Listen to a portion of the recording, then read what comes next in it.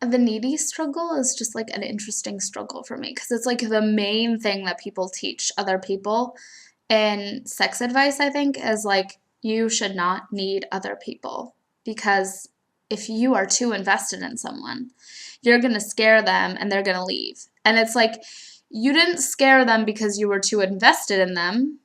You scared them because they are scared of you or because they just don't like you very much.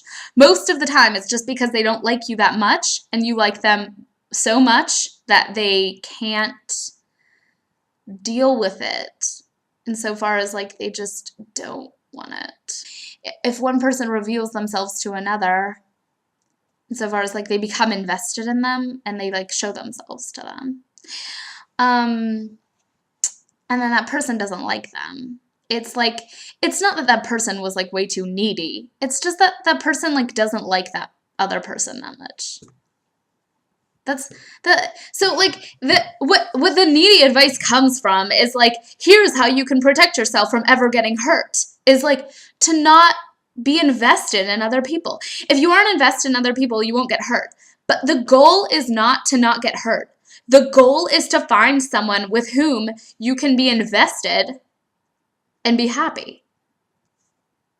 And you're not going to be happy if you're invested in someone who doesn't like you very much. So the lesson learned is not don't be needy. The lesson learned is learn to be needy in a balanced, healthy way and to be smart about who you need. So if you show need to someone, they don't like you, then you have to like have the self-esteem to admit to yourself, I only want to be with someone who likes me, so no, I'm not going to continue to go after this person. And then you move on and you go find someone else who you might want to be invested in. Also, neediness can mean lots of different things. Like if you're whining all the time, then I think that's generally going to be annoying to most people. Like most people are just going to be annoyed if you're whining all the time. Some people actually do like having partners who whine.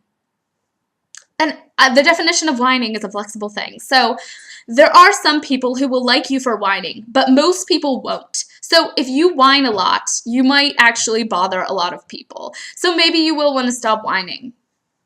So that would be one thing that like would be neediness that you don't want to do in general.